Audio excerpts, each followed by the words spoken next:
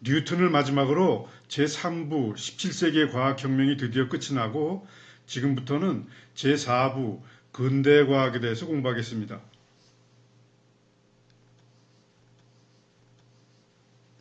그 첫 번째 주제로 근대의 산업혁명과 연력학의 발전에 대해서 살펴보겠습니다. 18세기와 19세기는 과학이 크게 발전하여 인류가 번영과 진보의 길을 개척한 시대로서 과학이 새로운 물질 문명에 있어서 필수 불가결한 요소로 등장하게 됩니다. 더구나 이 시대로 접어들면서 영국의 산업혁명과 프랑스의 정치혁명, 즉 프랑스 대혁명은 사회 전반에 걸쳐 커다란 변혁을 몰고 왔습니다. 산업혁명이란 18세기 말부터 19세기 초기에 걸쳐서 유럽, 특히 영국에서 일어난 사회적 변동을 가리키는 용어입니다. 산업혁명을 좁은 의미로 본다면 기계의 발명에 의한 기술혁신을 뜻하지만 넓은 의미로 본다면 기술혁신으로 인한 결과, 즉 기술혁신에 수반하여 일어난 사회 경제 구조의 변혁까지를 포함하고 있습니다. 산업혁명은 직접적으로는 기계의 발명에 의한 것이지만 기계의 발명이 18세기 중엽에 집중된 것은 결코 우연한 일이 아닙니다. 이 시대에는 이미 자연과학의 수준이 일정한 단계에 도달해 있었고 또한 과학적 탐구와 실험 정신이 충만해 있었습니다.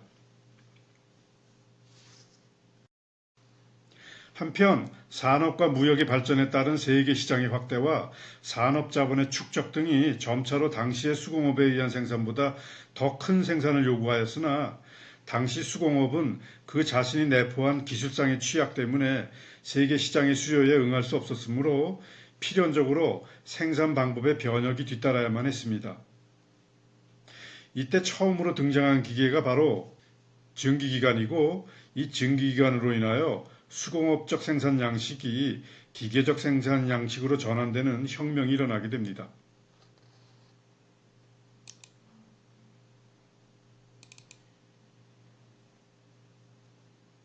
증기기관 하면 대부분 와트라는 분이 최초로 제작한 것으로 생각하는데 사실 증기기관은 영국의 기술자 뉴커먼이 발명한 소위 애트모스페릭 엔진, 즉 대기압 기관이라고 불리우는 증기기관이 와트 이전에 이미 보급되어 있었습니다. 이 그림이 바로 뉴커먼의 증기기관이 작동하는 것을 보여줍니다. 밑에서 열을 이용해 물을 끓이면 수증기가 생기고 이 수증기가 실린더 안으로 들어가면 수증기의 압력이 피스톤을 위로 밀어냅니다. 그리고 피스톤이 꼭대기까지 올라갔을 때 차가운 물을 실린더 안에 뿌리면 실린더 안에 수증기의 일부가 액체 상태의 물로 응축이 되면서 실린더 내부는 부분적인 진공이 만들어집니다. 따라서 실린더 내부의 압력은 대기압보다 훨씬 낮아지면서 실린더 외부의 대기압과 실린더 내부의 낮은 압력의 차이에 의해서 피스톤이 밑으로 내려가게 됩니다. 피스톤이 맨 아래로 내려가면 다시 밑부분의 수증기가 실린더 안으로 들어가면서 수증기의 압력이 피스톤을 위로 밀어내면서 이 과정이 반복되는 것입니다. 뉴커먼 기관은 제법 큰 성공을 거두는데 1740년경에 뉴커먼 기관은 이전에 사람 25명과 말 10마리가 일주일 동안 하던 일을 단 하루 만에 해낼 수 있었다고 합니다. 그러나 뉴커먼 기관의 열 효율, 즉 열 에너지가 역학적 에너지로 전환되는 비율은 0.5% 정도밖에 되지 않았습니다.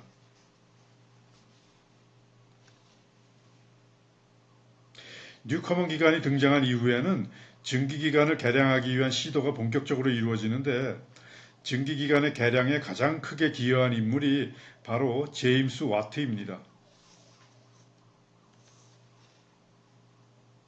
와트가 1760년경에 글래스고우 대학에서 과학기구 제작자로 일하던 중 와트는 대학으로부터 뉴커먼 기관의 수리를 의뢰받게 됩니다. 와트는 당시 뉴커먼 기관을 분석하면서 이 장치에 매우 큰 열 손실이 일어난다는 사실을 발견합니다. 뉴커먼 기관은 수증기의 동력을 사용한 후 냉각시킬 때 실린더 속에 냉수를 뿌리는 방법을 사용하고 있었는데 이때 냉수는 수증기를 냉각시키는 동시에 실린더도 냉각시키게 됩니다. 따라서 실린더를 다시 수증기로 가득 채우는 과정 중에 냉각된 실린더는 다시 가열이 되고 또한 냉각된 실린더가 다시 가열되려면 그만큼 많은 석탄이 사용되어야 하기 때문에 결과적으로 열 효율이 낮아질 수밖에 없는 것입니다.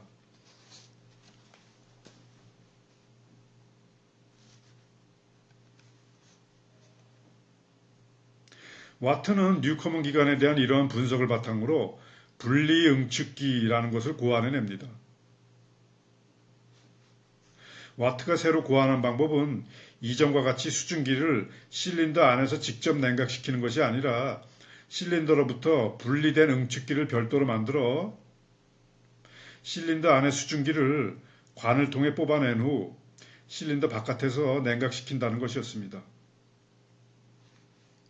그림에서 피스톤이 실린더 내부의 수증기에 의해 맨 위로 올라갔을 때 실린더 아래에 있는 밸브가 열리면 실린더 내부의 증기가 아래의 분리응축기로 들어가는데 이때 분리응축기 내에 찬물을 뿌리면 수증기가 분리응축기 내에서 물로 응축이 되면서 분리응축기 내의 압력이 떨어집니다.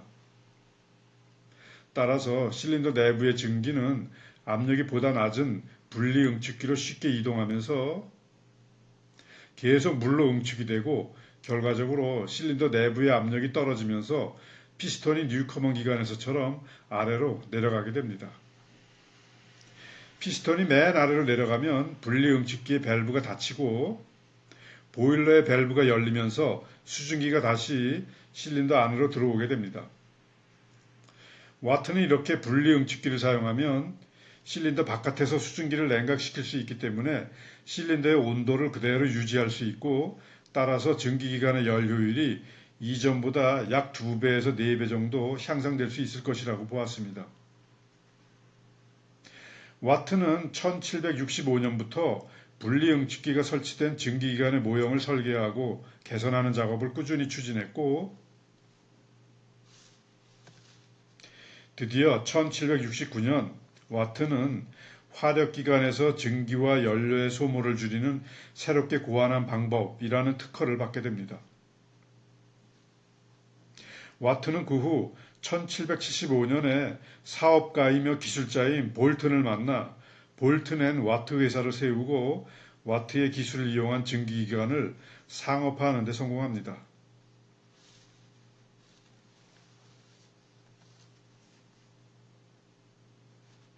1782년에는 수증기를 아래와 위로 번갈아 가면서 실린더 안으로 들어가게 만들어서 피스톤의 상하 운동을 모두 동력으로 활용할 수 있는 복동식 증기기관을 개발하고 이러한 개선 작업의 결과로 와트는 증기기관의 열 효율을 4.5%까지 끌어올리게 됩니다. 1800년에 이르기까지 볼튼 앤 와트 회사는 500대 이상의 증기기관을 제작하였고 그중 40%는 물을 끌어올리는 양수 펌프에 사용되었습니다. 이 사진은 미국에서 1956년까지 운행되었던 증기기관을 이용한 증기기관차이고 이 사진을 제4부 과학과 산업의 표지 그림으로 사용했습니다.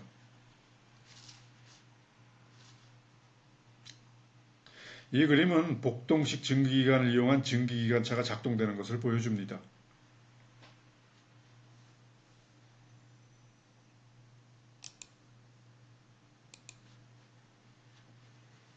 이와 같은 증기기관의 발명으로 공장은 기계로 설비된 새로운 모습으로 변모하고 생산 능률은 전에 비할 바 없이 높아졌습니다. 더구나 기계의 생산성이 섬유공업 부분에서 인정받게 되자 다른 부분에까지 기계화가 촉진되어 산업혁명은 더 급속하게 진행되었고 마침내 기계 문명의 시대가 열리게 된 것입니다. 또한 산업혁명을 맞이하여 석탄과 같은 값싸고 풍부한 에너지를 사용한 기계들과 풍부한 원자재의 공급으로 인해서 폭발적으로 생산성이 증가하게 되고 유럽 사회는 드디어 농업사회에서 산업사회로 탈바꿈하게 됩니다. 그리고 이 시기에 산업 자본이 사회 경제의 주축이 되면서 상업 자본주의의 뒤를 이어 소위 산업 자본주의가 등장하게 됩니다.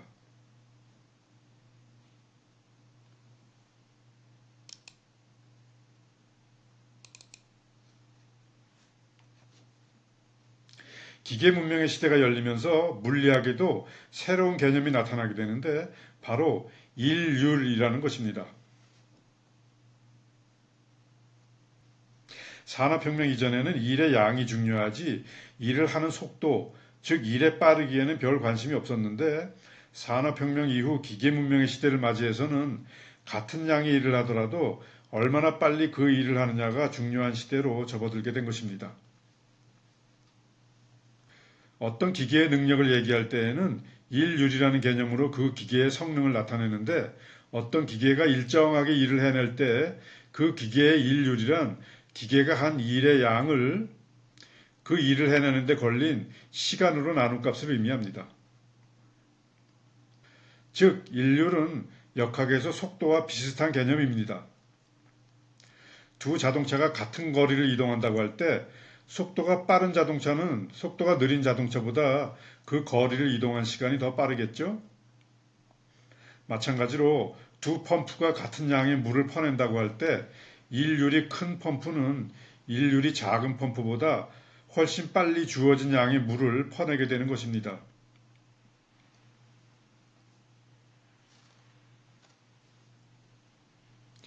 일은 워크라고 하고 일의 단위로는 줄이라는 단위를 사용하고 보통 J라고 표시하는데 일률은 파워라고 하고 일률의 단위로는 와트라는 단위를 사용하고 보통 W라고 표시합니다.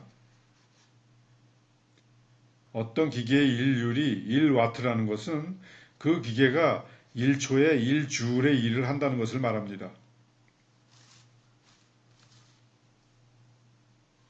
따라서 어떤 기계의 일률이 50와트라면 그 기계는 1초에 50줄의 일을 한다는 것을 말합니다.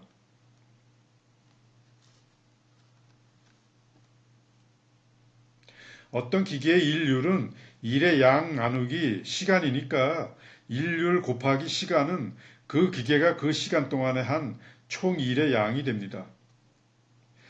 산업사회에서 1와트의 일률로 1시간 동안에 한 총 일의 양은 와트 아워라고 하고 WH로 표시합니다. 다시 강조하면 와트는 일률의 단위지만 와트 아워는 일의 단위입니다. 예를 들어 100와트의 전구가 10시간 동안 한 총 일의 양은 100와트 곱하기 10시간 하면은 1000와트 아워이고 이것을 더 간단히 표시하면 1킬로와트 아워라고 합니다. 100와트 전구 10개가 1시간에 한 총 일의 양도 1000와트 아워, 즉 1킬로와트 아워입니다. 우리가 내는 전기요금은 이렇게 우리 집에 있는 기기들이 사용한 총 일의 양, 즉 몇 킬로와트 아워를 사용했는가에 따라서 부과되는 것입니다.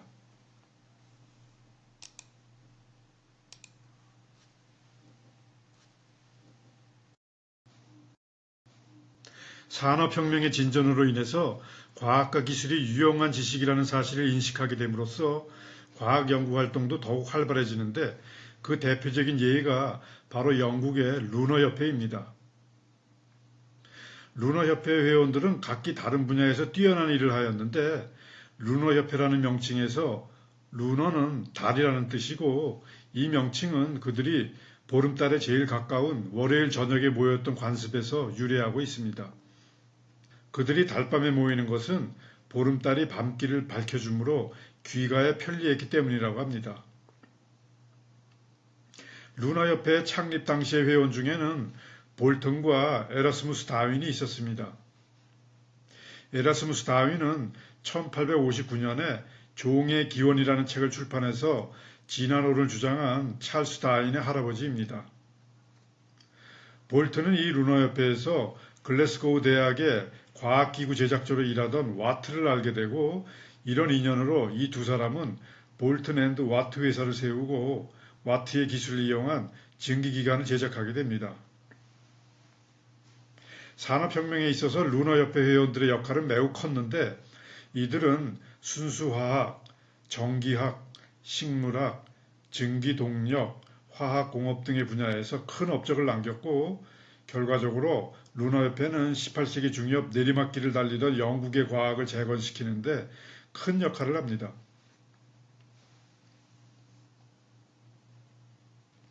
보통 산업혁명 하면 18세기에 영국에서 시작된 산업혁명을 의미하지만 이 산업혁명의 개념을 좀 더 일반화시켜서 18세기에 영국에서 일어난 산업혁명과 비슷한 현상이 나타나는 시기를 전부 다 산업혁명이라고 부를 수도 있습니다. 좀 더 구체적으로 얘기해서 시대가 지나가면서 과학과 기술도 진보해 나가고 진보된 과학과 기술 덕분에 그 시대를 대표하는 새로운 핵심 기술이 등장하게 되면 사회는 또 다른 형태의 산업혁명을 맞이할 수 있게 되는 것입니다. 즉 어떤 시대를 대표하는 핵심 기술이 존재하고 이러한 핵심 기술로 인하여 경제적 구조의 변화가 이전의 시기와 구분된다면 이 시기를 산업혁명이라고 정의할 수 있는 것입니다. 이런 의미에서 18세기에 영국에서 시작된 산업혁명의 핵심 기술은 증기기관을 기반으로 한 기계들이라고 할 수 있습니다.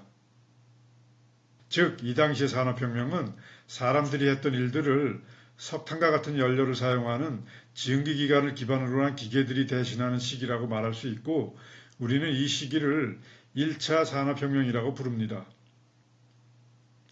1차 산업혁명의 기간은 대략 1750년경부터 1850년경까지로 보고 1차 산업혁명의 핵심 산업 중 하나는 섬유공업이라고 할 수 있습니다.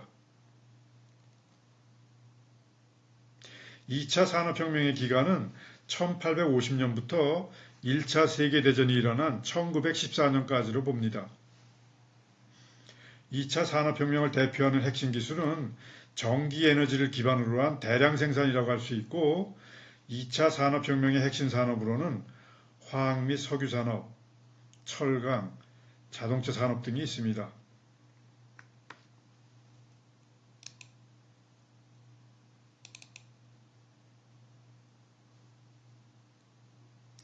(20세기) 후반에 시작된 3차 산업혁명의 핵심 기술은 컴퓨터와 인터넷 기술이라고 할 수 있고 핵심 산업으로는 IT 산업 등이 있습니다.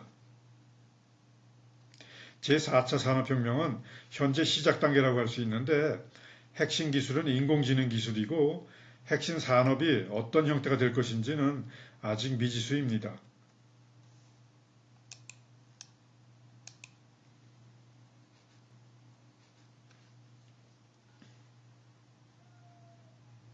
유발 하라리는 사피엔스라는 본인의 책에서 18세기의 산업혁명을 에너지의 관점에서 새로 해석하는데요.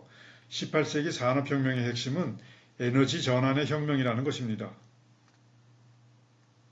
석탄이 연소하면 석탄의 화학에너지가 열에너지로 전환이 되는데 산업혁명 이전에는 인류가 오직 석탄의 연소에서 발생하는 열에너지를 활용하는 것이 전부였습니다.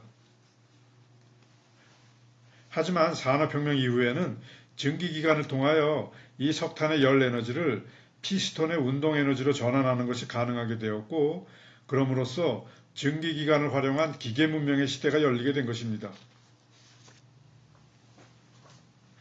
이후 2차 산업혁명 시기에는 전자기학의 발달과 더불어 새로운 형태의 에너지 전환이 가능하게 되는데 바로 전기에너지의 등장입니다. 댐을 만들어서 흐르는 물을 저장한 다음 높은 위치에 있는 물이 낮은 위치로 흘러내리면서 터빈을 돌리면 전자기학의 법칙에 의해서 전기가 발생합니다. 즉 물의 중력 위치 에너지가 터빈의 운동 에너지로 전환되고 터빈의 운동 에너지는 전기 에너지로 전환이 되는 것입니다. 2차 세계대전 이후에는 물리학의 발전에 의해서 또 다른 형태의 에너지가 등장하게 되는데 바로 원자력 에너지입니다. 원자력 에너지는 우라늄과 같은 질량이 큰 원자가 핵 분열을 일으키면서 우라늄보다 가벼운 원자들로 쪼개지면서 발생하는 엄청난 에너지를 말합니다. 핵분열 반응이 일어날 때 핵분열 전의 원자들의 총 질량에 비해서 핵분열 이후의 원자들의 총 질량은 약간 줄어들게 되는데, 아인슈타인의 상대성 이론에 따르면 질량은 곧 에너지이고 질량 m에 해당하는 에너지는 m 곱하기 c의 제곱입니다. 여기서 c는 빛의 속도입니다. 즉 핵분열 반응에 의해서 줄어드는 질량에 해당하는 만큼의 에너지가 열 에너지와 빛 에너지 등으로 발생하게 되는 것입니다. 즉 원자들의 질량이 가진 에너지를 우리가 활용할 수 있는 열 에너지 등으로 전환한 것이 바로 원자력 에너지입니다. 18세기 산업혁명을 통하여 인류는 최초로 과학과 기술을 이용한 에너지 전환 방법을 터득하게 됩니다. 그 이후 인류는 과학의 발달과 더불어 계속해서 새로운 형태의 에너지 전환 방법을 찾아내고, 그 덕분에 인류는 전기에너지, 원자력 에너지 등 우리가 활용할 수 있는 새로운 형태의 에너지원들을 발견하게 된 것입니다. 이런 새로운 에너지원들을 발견하면서 우리는 두 가지 중요한 사실을 깨닫게 되는데요. 그 첫 번째는 우리가 사용할 수 있는 에너지에는 한계가 없다는 사실입니다. 석탄 에너지에 의존하던 시대에는 땅속에 묻혀있는 석탄을 모두 다 소모하면 우리가 사용할 수 있는 에너지원은 모두 고갈된다고 보았지만, 전기에너지와 원자력 에너지라는 에너지원을 사용하는 시대로 와서는 우리가 사용할 수 있는 에너지는 고갈되는 것이 아니라 오히려 그 한계가 없다는 것을 깨달은 것입니다. 그 두 번째는 우리가 사용할 수 있는 에너지 자체는 한계가 없지만, 그럼에도 불구하고 그 에너지를 우리의 필요에 맞게 전환하는 지식에는 아직 한계가 존재한다는 것을 깨달은 것입니다. 원자력 에너지를 처음 사용하기 시작할 때만 하더라도 적은 양의 연료로 엄청난 에너지를 만들어내는 원자력 에너지로 인해서 인류의 에너지 문제는 이제 다 해결되었다고 보았습니다. 하지만 원자력 폐기물은 인류를 포함한 지구 생명체에게 매우 해롭다는 것을 우리는 알게 되었고, 현재 인류의 과학과 기술로는 이 원자력 폐기물을 안전하게 처리할 방법이 없다는 것도 알고 있습니다. 즉, 이 원자력 에너지를 아무런 부작용 없이 우리의 필요에 맞게 전환해내는 지식에는 아직 한계가 존재하는 것입니다. 따라서 1900년대 후반부터는 원자력 에너지 대신에 인류가 앞으로 사용할 수 있는 친환경 에너지원을 만들어내려고 노력하고 있지만, 아직까지 그 답을 완전히 찾아내지는 못하고 있습니다. 친환경 에너지원 중의 하나인 태양 에너지를 예로 들면, 지구가 약 70분 동안의 태양으로부터 받는 에너지는 인류가 1년 동안 소비하는 총 에너지와 맞먹을 정도로 우리는 태양으로부터 거의 무한대라고 할 수 있을 정도로 어마어마한 에너지를 받고 있습니다. 하지만 이 태양 에너지를 우리의 필요에 맞게 전환하는 지식에는 아직까지는 한계가 존재하는데, 예를 들어 태양 에너지를 전기 에너지로 전환하는 태양 전지들 중 우리가 보편적으로 사용하고 있는 것들은 아직까지 그 효율이 20% 이하로 매우 낮은 편에 해당합니다. 그러나 과학과 기술은 계속해서 발전해 나갈 것이고, 언젠가는 이런 무궁무진한 태양 에너지가 인류의 에너지 문제를 해결해주는 답이 될 수 있을 것이라고 기대해 봅니다.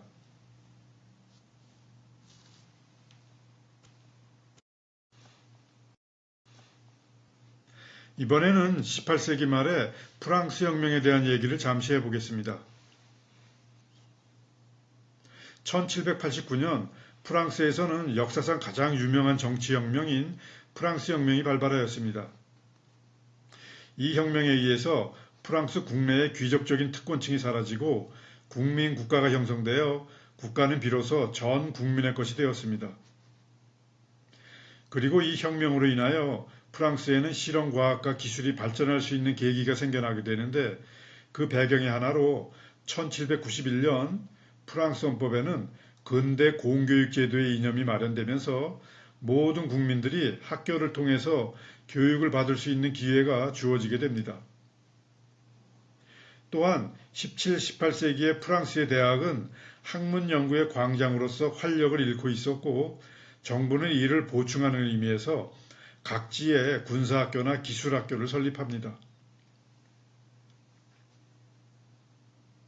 프랑스에서는 혁명 이전에도 어느 정도 과학의 제도화가 진전되었지만 프랑스 혁명과 함께 치른 전란 속에서 과학기술의 중요성이 더욱 넓게 인식되어 과학의 제도화가 크게 진전하였고 또한 과감한 과학정책도 실시하게 됩니다. 그 과학정책의 한 예로 혁명 정부가 새로 제정한 도량형 제도인 미터법을 꼽을 수 있습니다.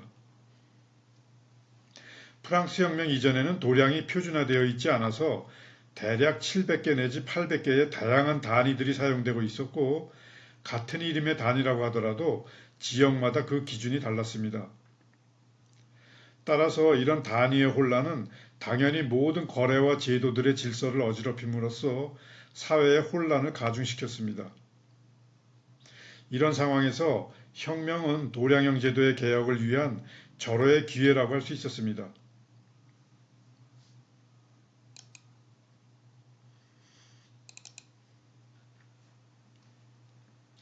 프랑스의 미터법은 1785년에 제정되는데 길이의 표준인 1m는 북극에서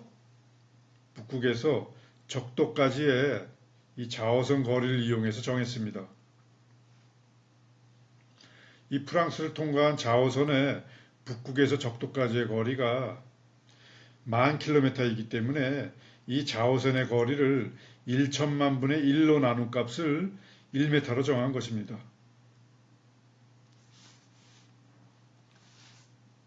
당시에 프랑스에는 이 1m의 표준 길이를 여기저기에 남겨놓았고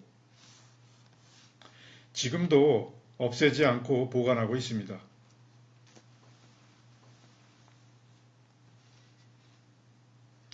이것은 질량의 표준인 1kg을 백금으로 만들어서 보관한 것인데 섭씨 4도의 물 1리터의 질량을 1kg으로 정했습니다. 지금은 1m 표준 길이, 1kg 표준 질량 등을 이처럼 실물로 정해서 보관하지 않고 변하지 않는 물리 상수를 이용해서 그냥 약속으로 정의합니다. 예를 들어 진공 중에서의 빛의 속도를 3 곱하기 10의 8승 메타퍼세크라고 하면 1m는 빛이 진공 중에서 3 곱하기 10의 8승분의 1초 동안 이동한 거리로 정의합니다.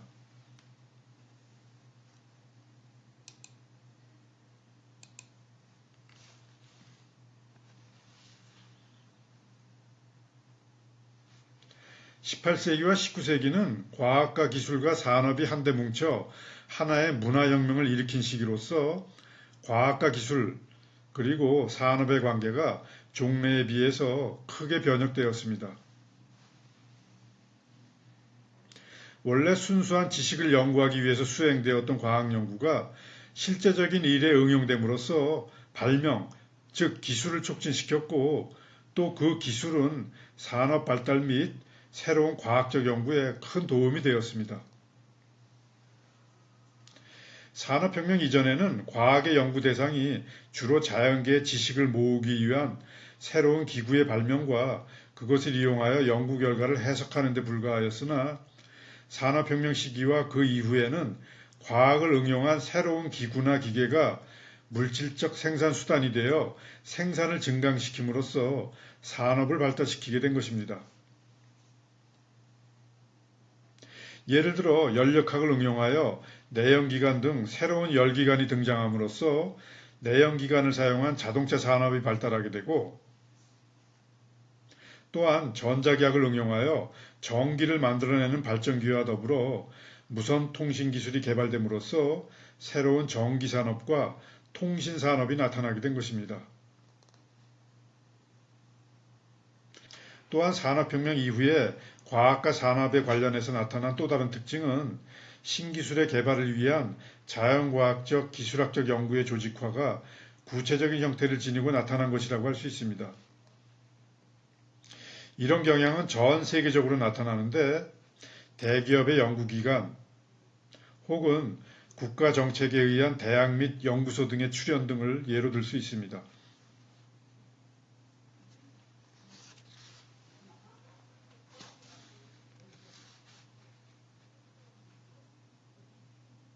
산업혁명과 프랑스혁명에 대한 얘기는 여기까지 하고 지금부터는 연력학과 에너지 상호 전환 사상에 대한 얘기를 해보겠습니다.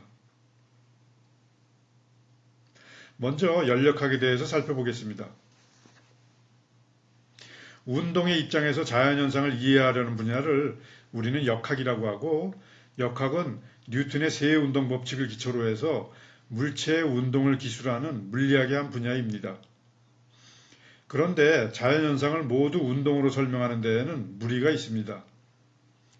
예를 들어 상온에서 1m 곱하기 1m 곱하기 1m 크기의 박스 안에 들어있는 공기 입자들, 즉 공기 분자들의 개수는 약 10의 25승계 이상이 됩니다.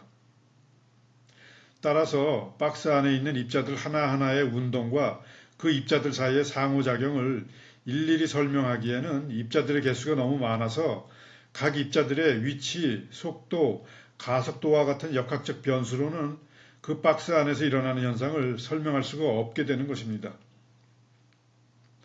따라서 박스 안에 들어있는 입자들의 위치, 속도, 가속도와 같은 미시적 변수들 대신에 그 방 안의 온도, 압력, 부피, 열과 같은 거시적 변수들을 이용하여 방 안에서 일어나는 현상을 설명하는 물리학의 분야를 연력학이라고 합니다.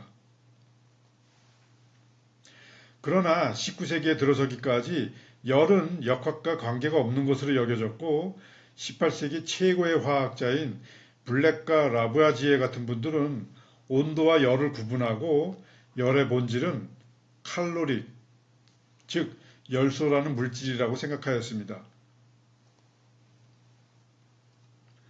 먼저 온도에 대해서 살펴보겠습니다. 우리는 태어날 때부터 우리가 가지고 있는 감각을 사용해서 온도의 높고 낮음을 쉽게 구분할 수 있습니다. 온도가 높은 물체를 만지면 뜨겁다라고 느끼고 온도가 낮은 물체를 만지면 차갑다라고 느끼기 때문입니다. 그렇다면 이 온도의 상한선과 하한선은 얼마나 될까요? 먼저 온도의 정체가 무엇인지에 대해서 알아야 되는데요. 뒤에서 다시 얘기하겠지만 어떤 방 안에 무수히 많은 입자가 들어있을 때 그 방의 온도는 방 안에 있는 입자 하나의 평균 운동 에너지에 비례하는 값입니다. 즉 방의 온도가 높다는 것은 그 방 안에 있는 입자들이 매우 빠르게 운동한다는 것이고 반대로 방의 온도가 낮다는 것은 그 방 안에 있는 입자들이 매우 천천히 운동한다는 것을 의미합니다.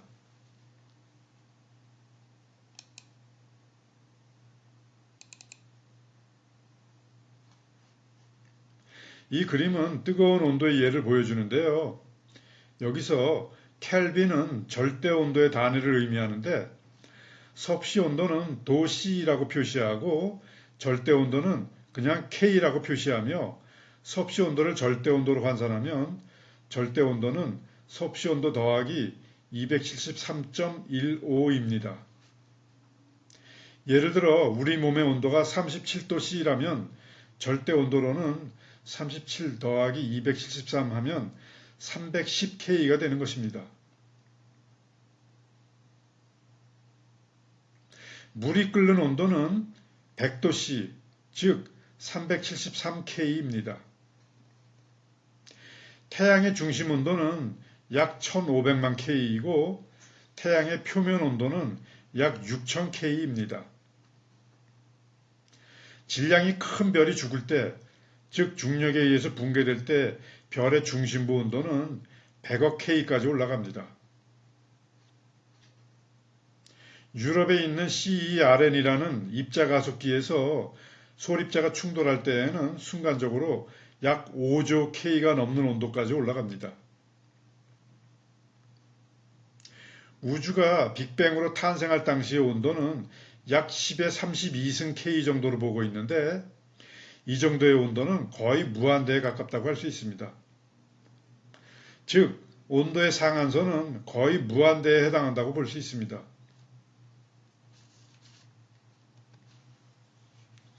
이 그림은 차가운 온도의 이해를 보여줍니다.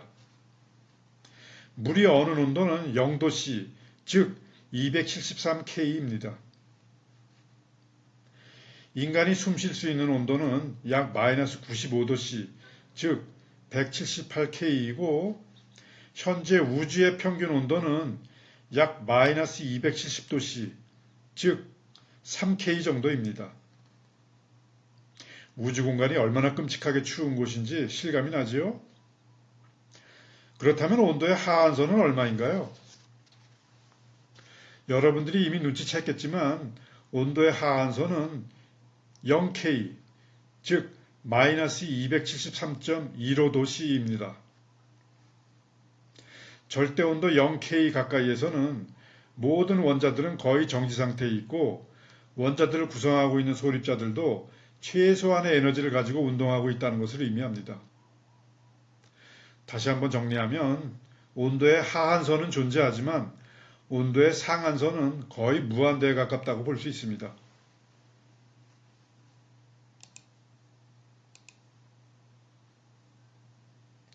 온도에 대한 얘기는 여기까지 하고 다시 열에 대한 얘기로 돌아가면 18세기 최고의 화학자인 블랙과 라부아지에 같은 분들은 열의 본질은 열소라는 물질이라고 생각하였습니다. 열소는 물체 안에 들어있는 질량이 없는 유체와 같은 물질이고 열소는 뜨거운 물체에서 차가운 물체로 흐른다고 보았습니다. 고온의 물체와 저온의 물체를 접촉시키면 고온의 물체는 온도가 점점 내려가고 저온의 물체는 온도가 점점 올라가면서 궁극적으로 두 물체의 온도가 같아지는 현상을 관찰할 수 있습니다. 열소설의 지지자들은 이 현상은 고온의 물체 안에 있는 많은 열소가 저온의 물체로 이동하므로 저온의 물체의 온도가 올라가는 것이라고 해석했고 두 물체의 온도가 같아질 때 열소의 이동은 중지된다고 보았습니다. 또한 열소는 원소처럼 물질과 분리되거나 결합한다고 보았습니다. 예를 들어 마찰열은 물질에 결합하고 있는 열소가 물질로부터 빠져나오는 현상이라고 생각한 것입니다.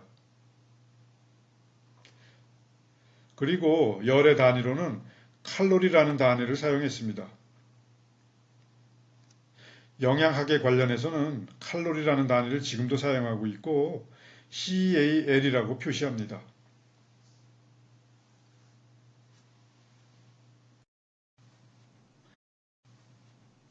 이와 같은 열소설을 부정하고 연력학 이론의 기초를 제공한 최초의 관찰과 실험은 영국의 물리학자인 럼퍼드 백작에 의하여 제공되었습니다. 그는 변기 공장에서 대포 포신에 구멍을 뚫는 작업을 감독하고 있었는데 포신을 뚫을 때 다량의 열이 발생하는 사실을 관찰하고 포신을 뚫는 운동이 계속되는 한 열은 고갈되지 않는다는 것을 실험을 통하여 확인함으로써 열소설에 의문을 갖게 됩니다.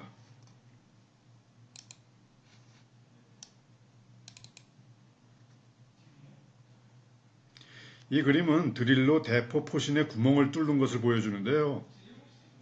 당시만 하더라도 드릴을 돌리는 동력으로는 말의 힘을 이용했던 것 같습니다. 말이 밑에서 돌면 위에 설치된 드릴이 돌게 되고 이 드릴은 오른쪽에 위치한 대포의 포신에 연결되어 있어서 드릴이 돌면서 포신에 구멍을 뚫게 됩니다.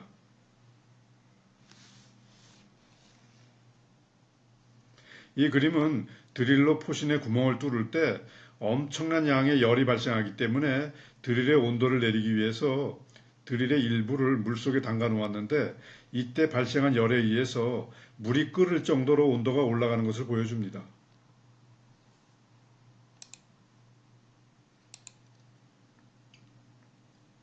당시의 열소설에 의하면 물체 내에 들어있는 열소의 양은 한정되어 있을 수밖에 없는데 이러한 열소설로는 포신을 뚫는 운동이 계속될 때 고갈되지 않고 무한정으로 나오는 열을 설명할 수 없었던 것입니다.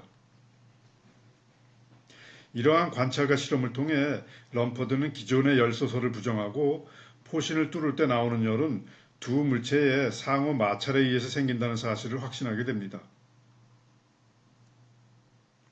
즉 럼퍼드는 포신을 깎는 역학적인 일이 열로 변한다는 결론을 내리게 됩니다.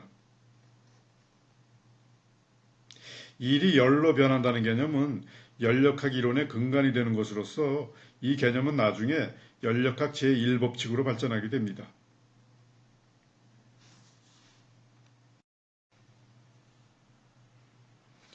한편 영국의 화학자 데이비는 두 개의 얼음덩어리를 가지고 아주 쉽고 재미난 실험을 합니다.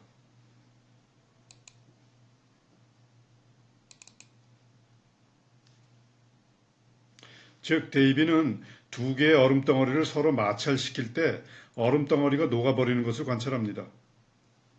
두 얼음은 온도가 0도씨로 똑같고 따라서 이런 현상은 열소가 온도가 높은 물체에서 낮은 물체로 옮겨갔다고 해석할 수 없기 때문에 데이비는 기존의 열소설로는 열에 의해 두 얼음이 녹아버리는 것을 설명할 수 없다는 것을 알아냅니다.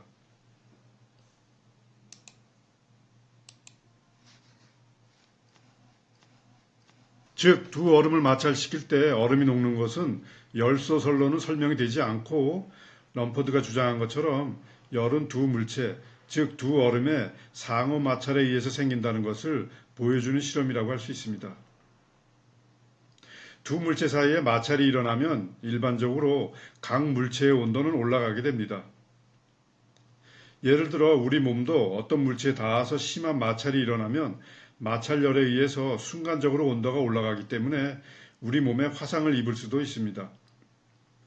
하지만 얼음의 경우에는 마찰열이 발생한다고 하더라도 이 마찰열에 의해서 0도씨의 얼음이 부분적으로 0도씨의 물로 변하는 것이지 얼음의 온도는 항상 0도씨이기 때문에 0도씨의 얼음이 0도씨보다 높은 온도의 얼음으로 얼음의 온도가 올라가는 것은 아닙니다. 럼퍼드와 데이비의 관찰과 실험에 의해서 과학자들 사이에는 열소설의 의문을 갖기 시작하고 열소설은 점차 학계에서 사라지기 시작합니다. 하지만 19세기 중반에 본격적으로 열의 정체에 관한 연구를 수행하면서 열은 열소라는 물질이 아니고 에너지라는 사실이 증명되기 전까지 열소설은 완전히 사라지지 않고 수십 년간 그 명맥을 계속 유지합니다.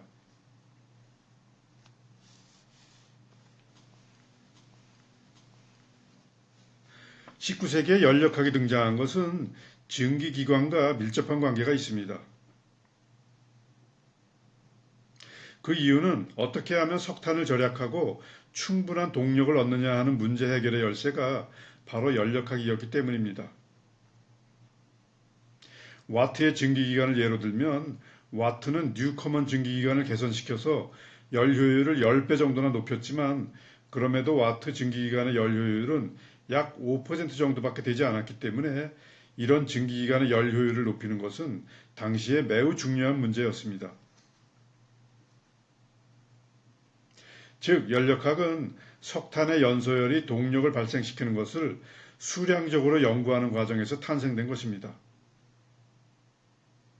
따라서 열역학 분야는 순수한 학문적 요구가 아닌 효율이 좋은 열기관을 만들자는 기술상의 요구에서 출발한 것이고 이것은 물리학의 역사에서 학문적인 요구가 아닌 기술상의 요구가 물리학의 기초 이론의 발달을 촉진시킨 최초의 경우라고 할 수 있습니다.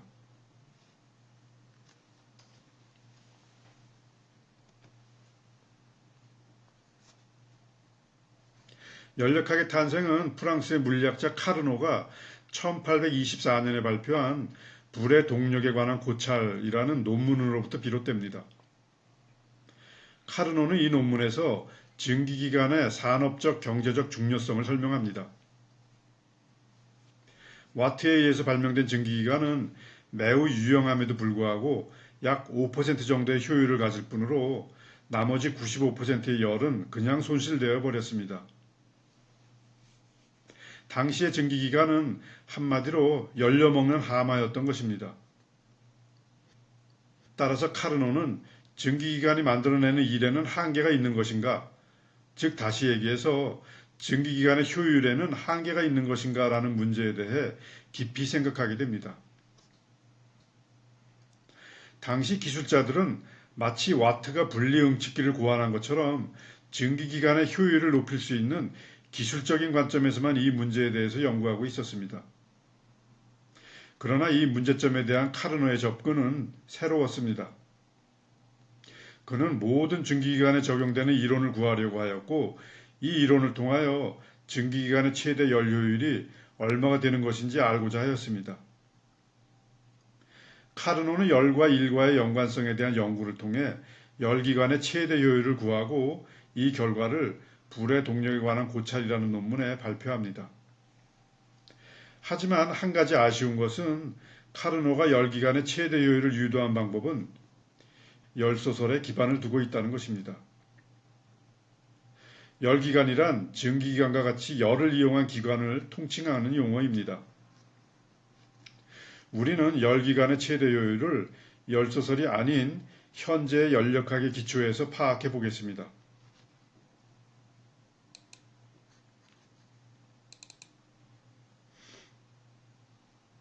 이분이 바로 프랑스의 카르노라는 물리학자입니다.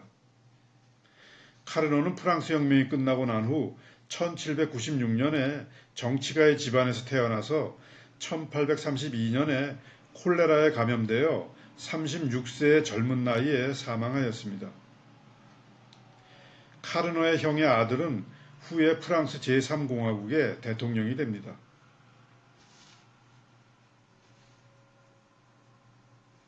이 그림은 증기기관과 같은 열기관의 계략도를 보여주는데요.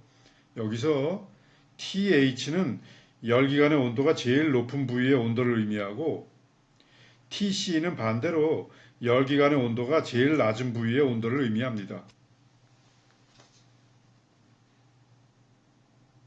QH는 열기관의 온도가 제일 높은 부위에서 열기관으로 들어가는 열의 크기를 의미하고 QC는 열기관으로부터 열기관의 온도가 제일 낮은 부위로 빠져나가는 열의 크기를 의미합니다. 그리고 W는 열기관에 운동하는 부위에서 수행하는 일의 크기를 의미합니다. 여기서 H는 high를 뜻하고 C는 cold를 뜻합니다. 열과 일의 크기를 같은 단위로 나타낸다고 할 때 열기관의 효율은 열기관으로 들어가는 열의 크기에 대한 열기관이 수행하는 일의 크기의 비로 나타냅니다. 따라서 열기관의 효율, 즉 efficiency를 E라고 하면 E는 QH분의 W입니다. 그리고 열기관의 마찰 등에 의한 열 손실을 무시하면 물리학의 에너지 보존 법칙에 의해서 열기관으로 들어가는 열의 크기는 열기관이 수행하는 일과 열기관에서 빠져나오는 열의 크기에 합이 되어야 하기 때문에 QH는 W 더하기 QC가 되어야 합니다. 즉 W는 QH-QC가 됩니다. 따라서 E equal QH분의 QH-QC equal 1-QH분의 QC가 됩니다. 그리고 여기서 증명은 생략하지만 열역학 법칙에 의하면 QH에 대한 QC의 비는 TH에 대한 TC의 비와 같아집니다. 즉 QH분의 QC는 TH분의 TC가 되고 따라서 열기관의 효율 E는 1-TH분의 TC가 됩니다. 여기서 TH와 TC는 절대 온도를 의미합니다. 이 열기관의 효율은 조금 전에 가정했듯이 열기관에서 발생하는 마찰 등에 의한 열 손실을 모두 무시하고 계산한 효율이기 때문에 열기관의 최대 효율이라고 정의할 수 있습니다. 증기기관을 예로 들어보면 증기기관의 온도가 제일 높은 부위는 바로 석탄을 태워서 물을 수증기로 만들어낼 때 이 수증기의 온도가 됩니다. 수증기의 온도는 섭씨 100도 이상인데 계산을 간단하게 하기 위해서 수증기의 온도가 섭씨 123도라고 합시다. 그러면 TH는 절대 온도로 123 더하기 273 하면 400K입니다. 또한 증기기관의 온도가 제일 낮은 부위는 바로 증기기관의 열이 빠져나가는 바깥의 온도가 되는데 이 온도를 섭씨 23도라고 합시다. 그러면 TC는 절대 온도로 23 더하기 273 하면 300K입니다. 따라서 두 온도, 즉 제일 높은 온도 400K와 제일 낮은 온도 300K 사이에서 작동하는 증기기관의 최대 효율은 1-TH분의 TC equal 1-400분의 300 equal 1-4분의 3이니까 4분의 1, 즉 25%가 되는 것입니다. 이 최대 효율 25%에 비해서 와트의 증기기관의 효율 5%는 매우 낮은 수치라는 것을 알 수 있습니다.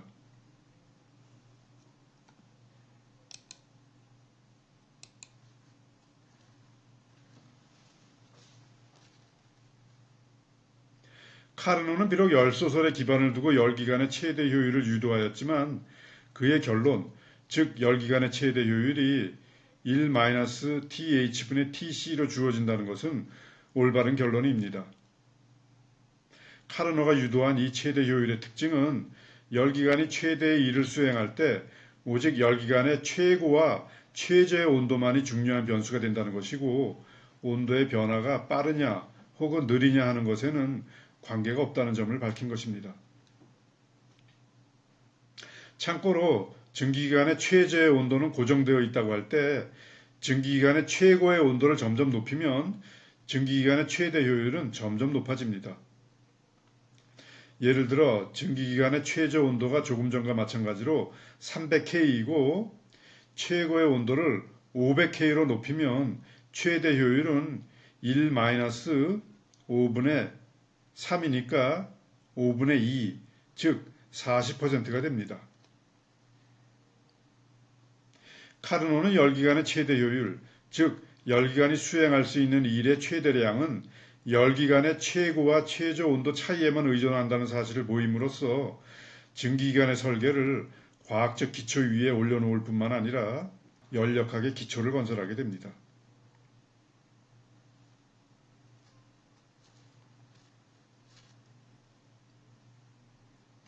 카르노는 1824년에 열기관의 최대 효율을 유도할 당시에는 열소설이 맞다고 보았지만 나중에 카르노의 말년에는 열소설을 포기하고 열은 동력이고 또한 열은 일로 변할 수 있다는 생각을 하게 됩니다.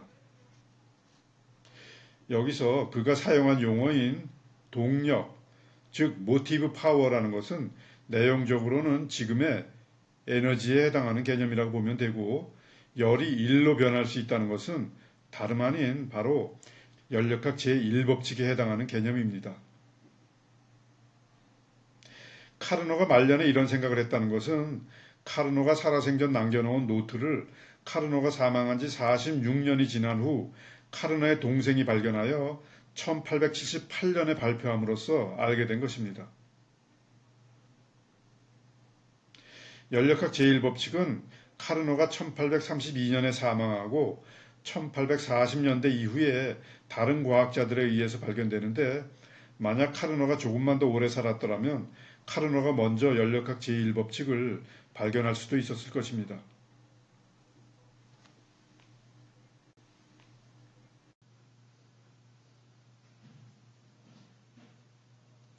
열의 본질이 무엇인지를 파악하는 본격적인 실험은 1843년에 제임스 줄에 의해서 수행되는데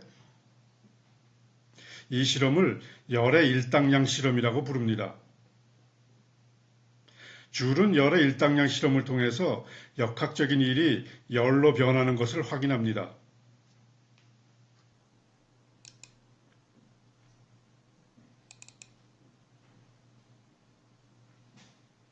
이분이 영국의 물리학자인 제임스 줄입니다. 이 그림은 줄의 열의 일당량 실험을 보여주는데요. 통 안에 물이 들어있고 물 속에는 회전 날개가 들어있으며 회전 날개는 회전축에 연결되어 있습니다. 통 밖에는 추가 있고 이 추에 연결된 줄은 회전축에 감겨 있습니다. 따라서 추가 내려가면 추에 연결된 줄에 의해 회전축이 돌아가고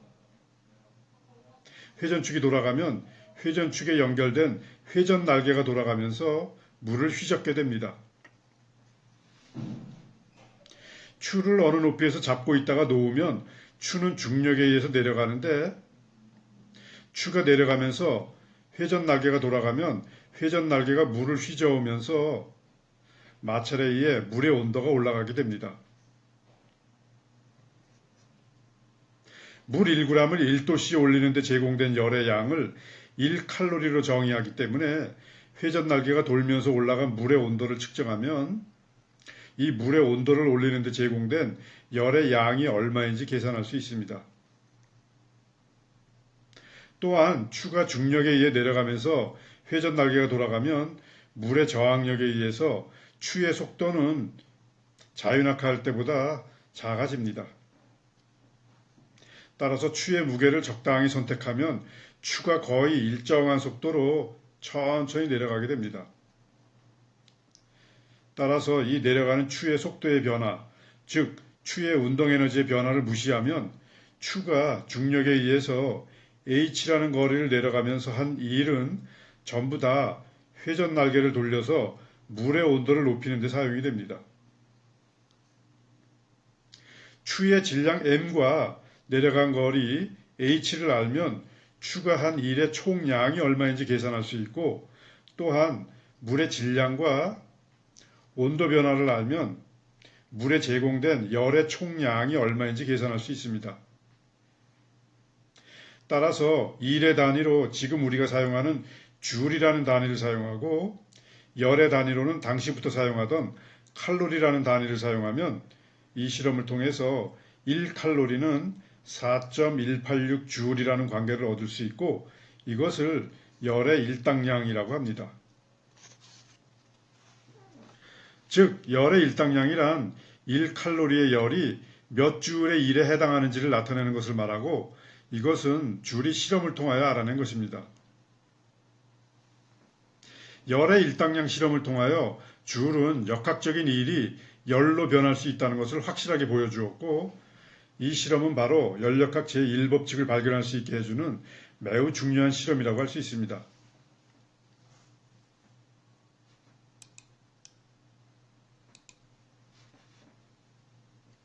열이 1로 변할 수 있다는 것은 증기기관의 연구로부터 이미 알고 있었고 줄은 반대로 1이 열로 변할 수 있다는 것을 보여주었습니다. 하지만 일반적으로 열이 전부 다 1로 변하지는 않고 또한 1이 전부 다 열로 변하지도 않습니다. 따라서 열과 1 사이의 관계를 좀 더 정확하게 표현하려면 또 하나의 열역학적 개념이 필요하게 되는데 이것을 내부 에너지라고 합니다. 열역학 제1법칙이란 바로 열, 일, 그리고 내부 에너지의 관계를 나타내는 법칙입니다. 열역학 제1법칙과 내부 에너지에 대해서는 뒤에서 바로 설명할 것입니다. 줄이 수행한 열의 일당량 실험 덕분에 일과 열은 같은 단위로 표시하는 것이 가능해졌고 더 나아가 일과 열을 더 큰 카테고리 안에서 같이 표현하는 것이 가능해졌습니다. 이 카테고리가 바로 에너지라는 개념이고 줄은 이 실험을 통하여 열은 에너지의 한 형태라는 것을 알아내게 됩니다. 즉 줄은 열의 일당량 실험을 통해 역학적인 일이 열로 전환된 것이라는 사실을 알아낸 것인데 이것을 에너지라는 용어를 사용해서 표현하면 줄은 역학적 에너지가 열 에너지로 전환된 것이라는 사실을 알아낸 것입니다. 줄은 실험을 통하여 역학적 에너지와 열 에너지가 서로 전환될 수 있다는 사실을 알았고 이렇게 한 형태의 에너지가 다른 형태의 에너지로 전환될 수 있다고 하는 에너지 전환의 개념은 이후에 에너지 보존의 법칙을 발견하게 해주는 기초를 마련해 주었다고 할 수 있습니다. 참고로 에너지 보존의 법칙이란 한 형태의 에너지가 다른 형태의 에너지로 전환된다고 하더라도 그 에너지의 총량은 변하지 않는다는 것이고 열역학 제1법칙은 바로 일과 열 에너지를 포함한 에너지 보존의 법칙을 의미합니다. 에너지 보존의 법칙에 대해서는 뒤에서 다시 설명할 것입니다.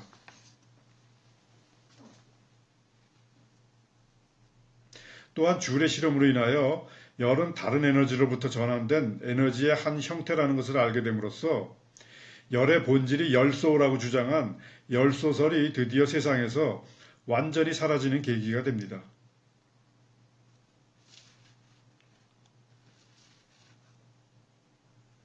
클라우지우스는 1850년에 열의 동력에 관하여 라는 그의 논문에서 내부 에너지의 개념을 도입하여 지금 우리가 사용하는 연력학 제1법칙을 제일 먼저 표현한 것으로 알려져 있습니다.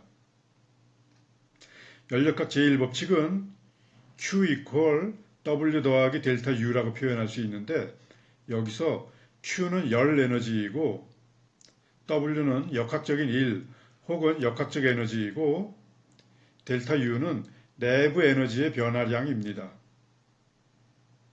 예를 들어 실린더 안에 100이라는 열 에너지 Q가 들어와서 실린더가 팽창하는데 80이라는 역학적인 일 혹은 역학적 에너지 W가 사용되었다면 나머지 20이라는 에너지는 실린더 안에 내부 에너지 U를 20만큼 높이는 데 사용된다는 것인데 여기서 내부 에너지란 좀 더 구체적으로 말하면 실린더 안에 들어있는 입자들의 총 운동 에너지를 의미합니다.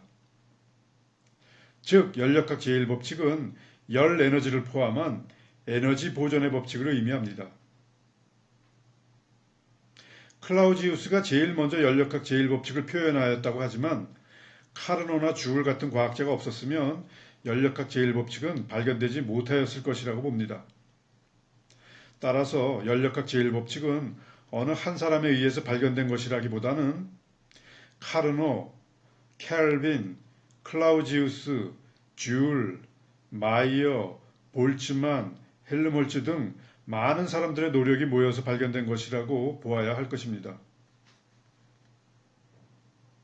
클라우지우스는 또한 1824년에 카르노가 쓴 논문을 재해석하고 1865년에 엔트로피의 개념을 도입하여 연력학 제2법칙을 유도합니다.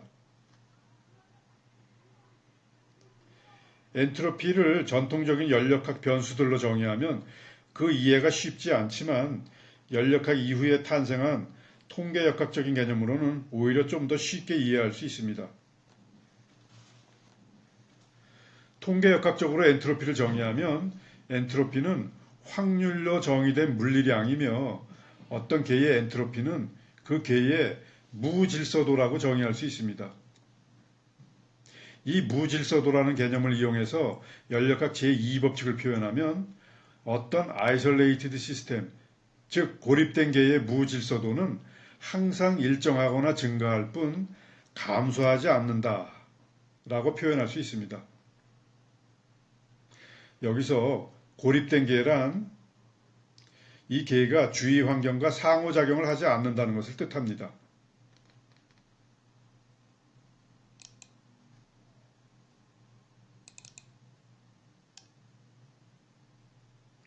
간단한 예를 들어서 어떤 맑은 물이 담긴 물통에 잉크 한 방울을 떨어뜨리고 이 개가 고립개라고 가정해 봅시다.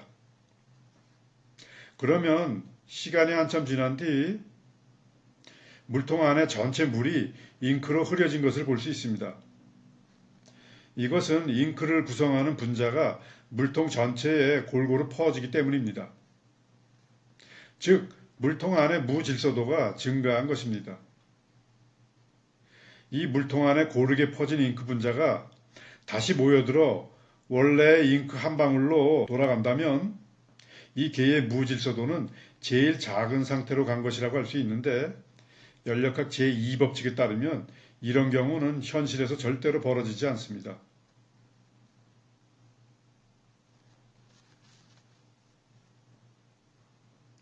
연력학 제2법칙이 제1법칙과 어떻게 다른지를 설명하기 위해서 또 다른 예를 들어보는데 이번에는 20도씨의 물이 들어있는 물통 안에 영하의 온도로 얼린 금속 조각을 넣고 역시 이 개가 고립개라고 가정해 봅시다. 그러면 시간이 충분히 지난 뒤 물통 안에 물의 온도가 내려간 것을 볼 수 있습니다. 즉, 물의 온도가 내려간 것은 높은 온도의 물로부터 낮은 온도의 금속으로 열이 이동했기 때문이고, 열역학 제2법칙에 의하면 이렇게 열은 높은 온도에서 낮은 온도로 이동해야만 합니다. 또한 에너지 보존의 법칙인 열역학 제1법칙에 의하면 높은 온도의 물에서 방출된 열의 양은 낮은 온도의 금속이 흡수한 열의 양과 같아야만 합니다. 만약 낮은 온도의 금속에서 높은 온도의 물로 열이 이동할 수 있다고 가정하면 어떻게 될까요? 그러면 금속으로부터 열이 방출하면서 금속의 온도는 더욱더 낮아지게 되고, 물은 금속이 방출한 열을 흡수하면서 물의 온도가 점점 올라가서 나중에는 펄펄 끓어버리게 될 것입니다. 그렇다고 해서 에너지 보존의 법칙, 즉 열역학 제1법칙이 위배되는 것은 아닙니다.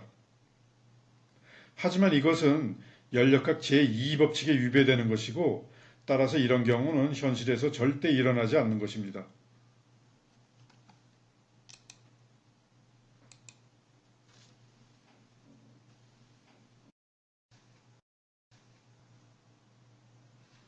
독일의 의사였던 로베르트 마이어라는 분은 과학 역사상 가장 불행한 사람 중에 한 사람이라고 할 수 있습니다. 마이어는 당시 물리학계 밖에서 연구활동을 하고 확실한 증거의 확보에 뒤진 점에서 당연히 받아야 할 인정을 제대로 받지 못했습니다. 마이어는 사람의 체온은 식물의 화학 에너지에서 보급된다는 가설을 세우고 근육의 에너지도 같은 원리로 설명될 수 있다고 보았습니다. 따라서 화학 에너지나 기계적 에너지는 모두 동등한 것으로 상호 전환된다는 생각에서 에너지 보존의 법칙을 착상하였습니다. 마이어는 1841년에 이 에너지 보존의 법칙에 관한 논문을 작성을 해서 당시의 한 물리학 학술지에 투고하였으나, 마이어는 물리학을 배우지 않은 사람이었기 때문에 논문에서 실수들이 발견되었고, 따라서 논문은 출판되지 못하였습니다. 또한 마이어는 운동은 열로 변한다라고 주장하였고, 1842년에 열의 일당량 값을 계산해서 당시의 한 화학 학술지에 투고하여 출판하였으나 아무도 관심을 가지지 않았습니다. 그러는 사이 열의 일당량에 대해서는 제임스 줄에게, 그리고 에너지 보존의 법칙에 대해서는 헬르몰츠에게 우선권을 빼앗겨 버리게 됩니다. 마이어는 연구에서 패배감과 열등감에 사로잡혀 투신 자살까지 시도했지만 실패하였고, 결국은 정신병원에 수용되기도 합니다. 하지만 병원에서 퇴원 후 건강이 회복되어 가면서 과학과는 거리를 두고 살았다고 합니다.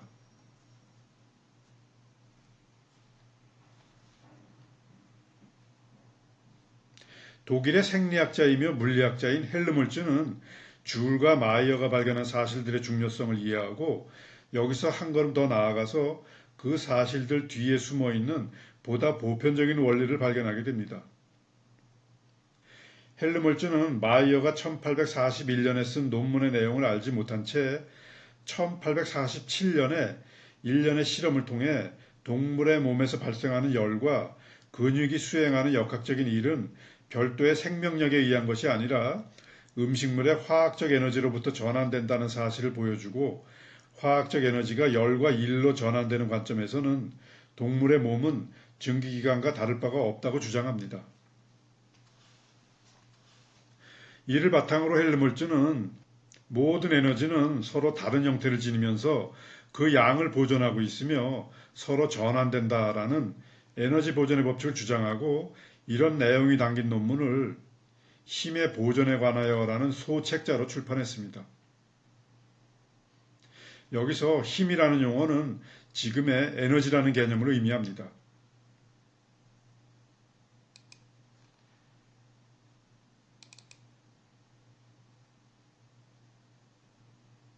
이 그림은 에너지 보존의 법칙의 한 예를 보여주는 그림인데요. 바로 수력발전소입니다.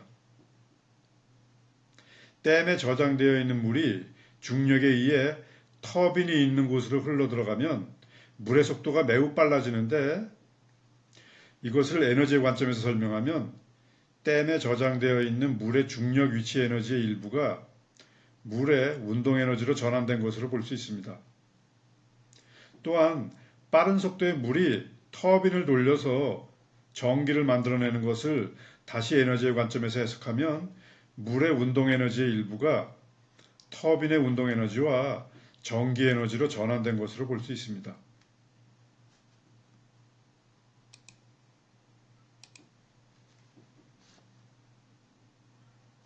오늘날 에너지 보존의 법칙은 물리학의 각 분과를 통일시키는 토대가 되었고 또한 물리학뿐만 아니라 생리학, 화학 등의 분야와 그 외 모든 기술 분야에도 근본 법칙이 되었다고 할 수 있습니다.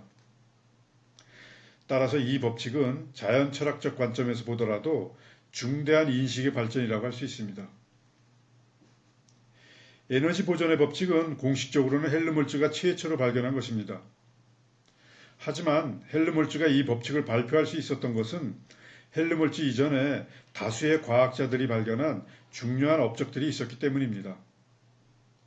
따라서 지금은 대체적으로 에너지 보존의 법칙은 줄, 마이어, 헬름홀츠가 공동으로 발견한 것으로 인정하고 있습니다.